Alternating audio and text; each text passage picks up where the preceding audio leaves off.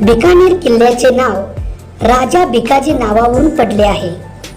खऱ्या अर्थाने त्यांनी हा किल्ला स्थापित केला आहे. 1488 ला बिकानेर शहराची स्थापना केली. यावरून ही सिटी 600 वर्षे जुनी असल्याचे समजते.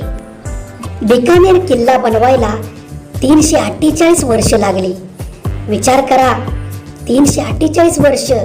बाप रे.